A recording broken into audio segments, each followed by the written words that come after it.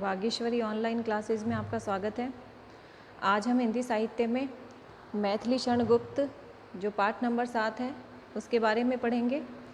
मैथिली शरण गुप्त देखो उन्होंने क्या लिखा है।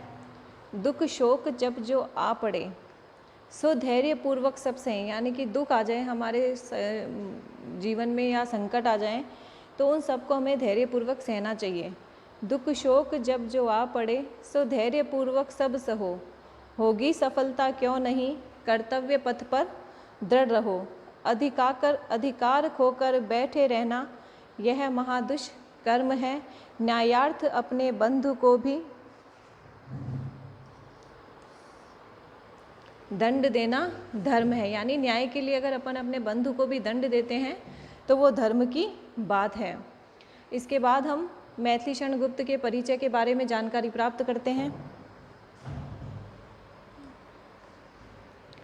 इनका जन्म हुआ था 1886 ईस्वी में। इनका स्थान है झांसी चिरगांव। इनके पिता का नाम है सेठ रामचरण गुप्त और इनकी मृत्यु हुई थी 1964 ईस्वी में। राष्ट्र कवि के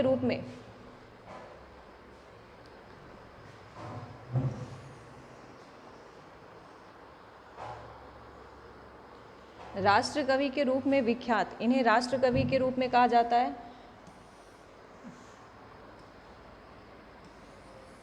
राष्ट्र कवि क्योंकि इनको भारत की एक आत्मा के नाम से भी संबोधित किया जाता है। राष्ट्र कवि के रूप में विख्यात मैथिली शरण गुप्त का जन्म झांसी जिले के चिरगांव गांव में हुआ था। इनके पिता का नाम सेठ रामचरण गुप्त, इनके पिता का नाम माना गया है सेठ रामचरण गुप्त। प्रभु की भक्ति और अध्यात्म में सर्वाधिक समय में लीन रहते थे। यानी इनके जो पिताजी थे वो भक्ति में और अध्यात्म में सर्वाधिक लीन रहते थे। पिता की इसी भक्ति समय प्रवृत्ति का इनके जीवन पर बहुत अधिक गहरा असर भी पड़ा। इनके पिता काव्य के क्षेत्र में काफ़ी अग्रणी थे। यानी उनके पिता ने भी काफ़ी काव्य संग्रह लिखे हैं, जिन्हें देखकर बचपन में ही मैथिली शरण गुप्त ने अपने पिता से भी बड़ा कवि बनने का आशीर्वाद अपनी एक रचना के द्वारा अपने पिता से अर्जित किया।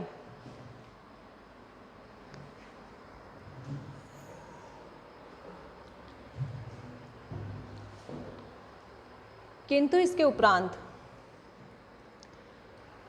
अपने पिता से अर्जित किया। इनकी प्रारंभिक शिक्षा इनके पैतृक गांव में ही संपन्न हुई थी। यानी इनका जो प्रारंभिक शिक्षा थी, इनका जो प्राचीन गांव है, जो पिता का गांव है, वहीं पर इनकी संपन्न हुई थी। विद्यालय शिक्षा में इन्होंने मात्र 9वीं तक, केवल 9वीं कक्षा तक ही इन्होंने शिक्षा ग्रहण करी। किंतु इसके उपरांत इन्होंने स्वाध्याय अनेक भाषाओं का भी ज्ञान अर्जित किया। यानी इन्होंने केवल स्व अध्ययन के द्वारा ही आदि अन्य भाषाओं का ज्ञान प्राप्त किया था।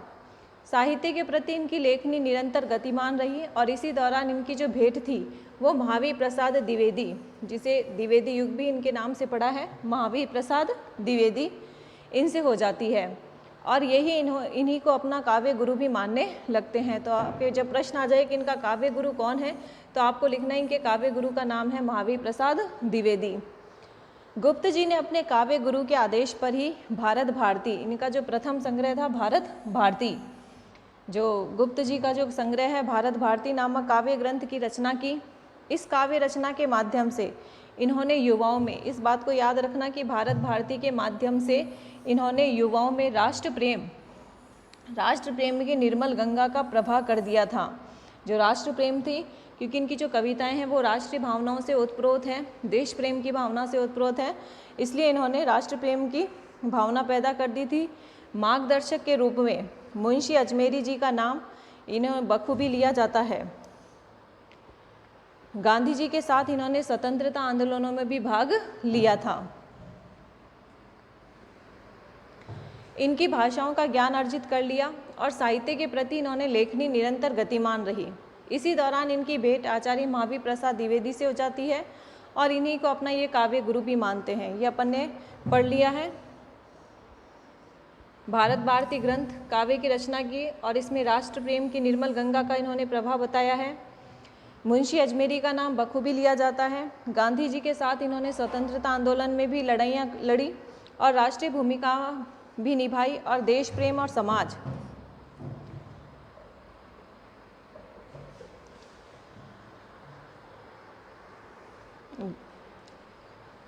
इनकी जो प्रमुख विशेषताएं थी, इनकी जो रचनाएं थी वो देश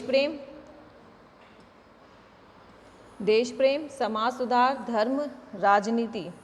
इस चीज़ को आप याद रखना, देश प्रेम, समाज सुधार, धर्म और राजनीति पक्ष में अपनी रचनाएं ही किया करते थे।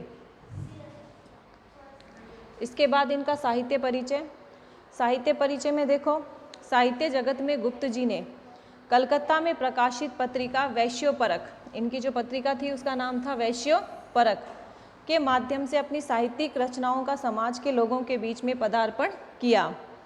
कुछ समय के बाद द्विवेदी जी की पत्रिका सरस्वती, यानी द्विवेदी जी की जो प्रमुख पत्रिका थी उसका नाम था सरस्वती, अपने लेख को प्रकाशित करने लगे।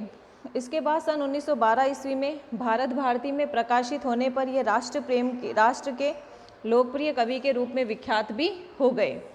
अब जो मैथिली शरण गुप्त हैं वो आधुनिक काल के प्रमुख कवि माने जाते हैं, आधुनिक काल के प्रमुख कवि माने जाते हैं। इनकी कविताओं में खड़ी बोली, हिंदी की शुद्ध खड़ी बोली का प्रयोग है, यानी आधुनिक काल के जो छायावादी युग है, ऐसे ही छायावादी युग के प्रमुख कवि माने जाते हैं और इन्होंने हिंदी की शुद्ध खड़ी बोली का प्रयोग किया है।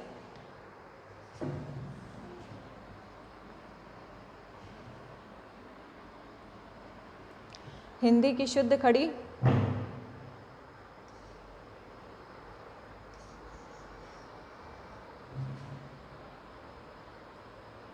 अब इनकी रचनाएं देखो, ये जो है इनकी रचनाओं के नाम हैं, आप चाहे तो इनका स्क्रीनशॉट भी खींच सकते हो रचनाओं का। भारत भारती, यशोधरा, साकेत, रंग में भंग, द्वापर, पंचवटी, जयद्रथ वध, जय भारत, सिद्धराज, झनकार, नहुष, पृथ्वीपुत्र, अनघ, किसान, गुरुकुल, हिंदू, चंद्रहास, मंगलघट, कुणाल गीत, मेघनाथ, वध आदि। तो इस प्रकार से हमने इनका ये जीवन परिचय पढ़ा। तो जीवन परिचय में इनका जन्म याद रखना है आपको कि इनका जन्म था वो चिरगांव झांसी में हुआ था। ये आधुनिक युग के प्रमुख कवि माने जाते हैं, राष्ट्र कवि, भारत की एक आत्मा के रूप में ये प्रसिद्ध हैं। आगे अपन अपना पाठ शुरू करते हैं। पाठ का नाम है यशोधरा।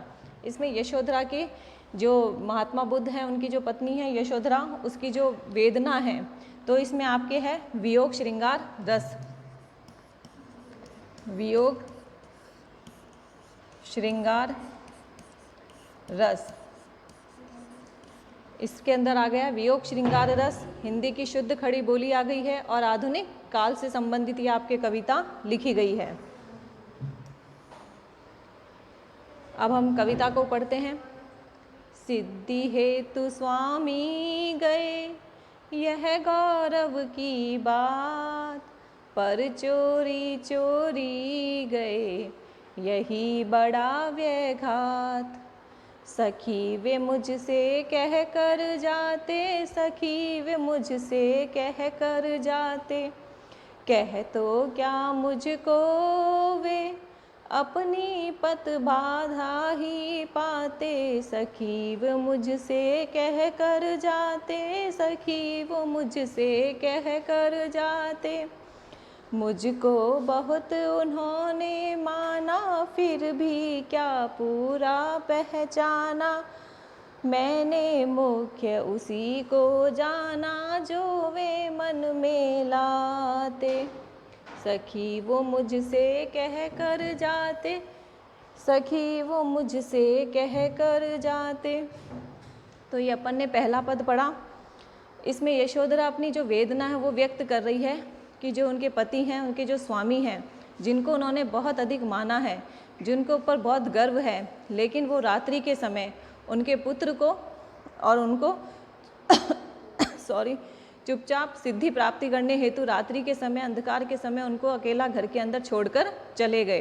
तो इसी बात का वो बहुत बड़ा उनको दुख है, बहुत बड़ी चोट उनके हृदय पर लगी है।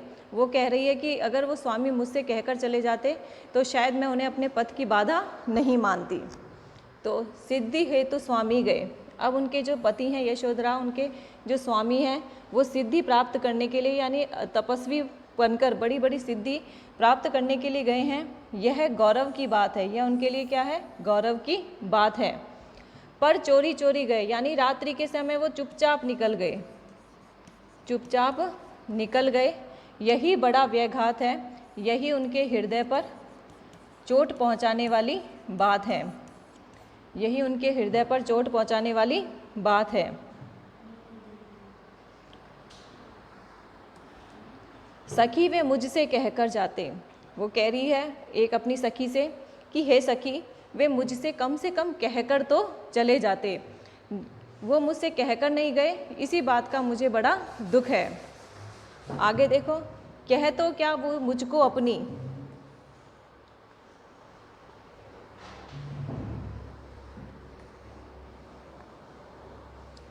कह तो क्या मुझको वे अपनी पथ बाधा ही पाते, कि अगर वो मुझे कहते तो क्या वो मुझे अपने रास्ते की बाधा मानते। वो कह रही है कि क्या वो मुझे कहते तो वो अपने रास्ते की क्या मुझे बाधा मानते। मुझको बहुत उन्होंने माना, उन्होंने मुझे बहुत अधिक माना है, यानी खुद से भी ज़्यादा, खुद से भी ज़्यादा मानना, उन्होंने खुद से भी ज़्यादा मुझे माना है। फिर भी क्या पूरा पहचाना, क्या इस समय उन्होंने मुझे पूरा पहचान लिया। मैंने मुख्य उसी को जाना, लेकिन मैंने तो मुख्य उन्हीं को माना है, यानी उनके सिवा मेरा कोई दूसरा इस संसार में नहीं है जो वे मन में लाते। इसलिए उन्होंने ये बात उन्होंने मन में लेकर आ गए कि क्या उन्होंने मुझे पहचान लिया, क्या वो मुझे नहीं पहचान पाए, इस बात को वो अपनी मन में लाते हैं। सखी वे मुझसे कहकर जाते, कि हे सखी, वो कम से कम मुझसे कहकर तो चले जाते। आगे देखो, इसका अगला पैराग्राफ है, स्वयं सुसज्जित करके क्षण में प्रियतम को प्राणों में प्रण के हमी भेज देती है रण में शास्त्र धर्म के नाते। सखी वे मुझसे कह कर जाते, सखी वो मुझसे कह कर जाते।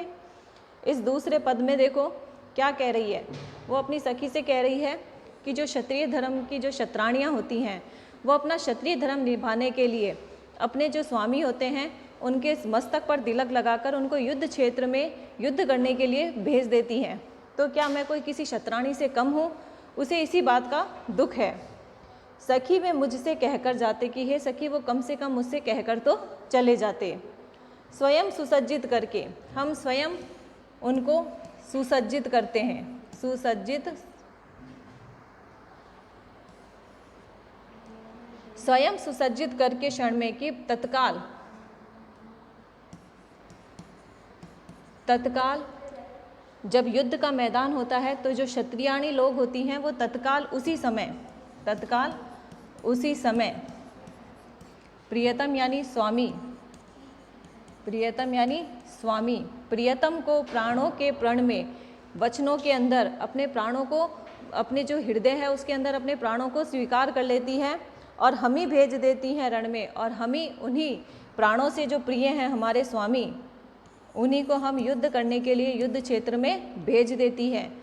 छात्र धर्म के नाते, एक क्षत्रिय धर्म को, क्षत्रिय धर्म को निभाने के लिए, क्षत्रिय धर्म को निभाने के लिए हम अपने प्राणों से जो प्रिय हैं, हमारे जो स्वामी हैं, उन्हें युद्ध में युद्ध करने के लिए भेज देती हैं।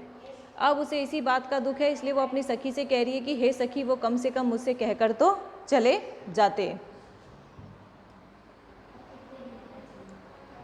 आगे देखो, हुआ न वह भी भाग्य अभागा, किस पर विफल गर्व अब जागा, जिसने अपनाया था त्यागा, रहे स्मरण ही आते। सखी वे मुझसे कह कर जाते, सखी वो मुझसे कह कर जाते। इस तीसरे पद में, तीसरे पद में वो अपने भाग्य को दोष दे रही है, वो अपने भाग्य को अभागा बता रही है, क्योंकि उसके जो स्वामी हैं वो रात्रि के समय उसे छोड़कर चले गए हैं। तो यहाँ देखेंगे अपन, हुआ न वह भी भाग्य अभागा, कि जो मेरा जो भाग्य है वो अब अभाग्य बन गया है, अभागा बन गया है। किस पर विफल गर्व अब जागा, अब मैं किस बात के लिए गर्व करूं, किस बात पर मैं अभिमान करूं, क्योंकि जब तक मेरे स्वामी मेरे पास में थे तब तक तो मैं अपने ऊपर गर्व कर सकती थी, लेकिन अब मेरे स्वामी मेरे पास में नहीं है तो मैं किस बात पर गर्व करूं। जिसने अपनाया था त्यागा, कि जिस स्वामी ने मुझे अपनाया था, जिसने मुझे स्वीकार किया था, जिसने मुझे स्वीकार किया था, अब उसने मुझे त्याग दिया है, यानी छोड़ दिया है। रहे स्मरण आते, जैसे ही मुझे उनकी याद आती है तो ये सारी जो बातें हैं मेरे मस्तिष्क में, मेरे मन में बातें ये घर कर जाती है, रह रहकर मुझे उनकी बहुत याद आती है। सखी वे मुझसे कहकर कहा जाते, कि हे सखी वे कम से कम मुझसे कहकर तो चले जाते। इसके बाद में आगे अगला पद देखते हैं अपन। नयन उन्हें है निष्ठुर कहते, पर इनसे जो आंसू बहते, सहृदय हृदय वे कैसे सहते, गए तरस ही खाते। सखी वो मुझसे कह कर जाते, सखी वो मुझसे कह कर जाते। इसमें देखो कि नयन उन्हें है निष्ठुर कहते, कि मेरे जो नयन हैं वो उन्हें कठोर हृदय वाला कहते हैं। कठोर, कि वो कठोर हो गए हैं, उन्हें कठोर हृदय वाला कहते हैं। पर इनसे जो आंसू बहते, पर मेरी आंखों से लगातार क्या बहते हैं, आंसू बहते हैं। सहृदय हृदय वे कैसे सह पाते, यही सोच रहे हैं कि मेरा जो दयाशील हृदय है उस दयाशील हृदय को वो कैसे सहन कर पाते, यानी वो सोचते कि अगर वो मुझसे कहते तो शायद मेरे आंखों में से आंसू उसी समय निकलने लग जाते और मेरी जैसी दया मूर्ति को देखकर वो शायद वहाँ से उस समय जा नहीं पाते। गए तरस ही खाते, इसलिए वो मुझ जैसी दया मूर्ति के प्रति तरस खाते हुए ही चले गए हैं। इसलिए वो कह रही है कि हे सखी वो कम से कम मुझसे कहकर तो चले जाते।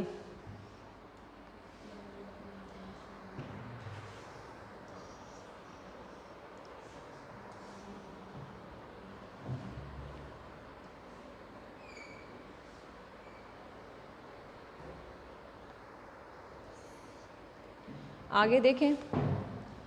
जाए सिद्धि पावे सुख से, दुखी न हो इस जन के दुख से, उपालंब दूं मैं किस मुख से, आज अधिक वे भाते। सखी वे मुझसे कह कर जाते, सखी वे मुझसे कह कर जाते। इस पद में वो कह रहे हैं कि वो सिद्धि प्राप्त करने के लिए गए हैं, तो सिद्धि प्राप्त करने के लिए गए हैं तो इस संसार में हम लोगों को देखकर वो दुखी न हो, इन संसार के लोगों को देखकर वो दुखी न हो। कि जाए सिद्धि पावे सुख से, कि वो चले गए हैं, किसको प्राप्त करने के लिए गए हैं, सिद्धि प्राप्त करने के लिए गए हैं, तो वो जो अपनी मनोकामनाएं हैं, मनो इच्छाएं हैं, वो सुख से प्राप्त करें।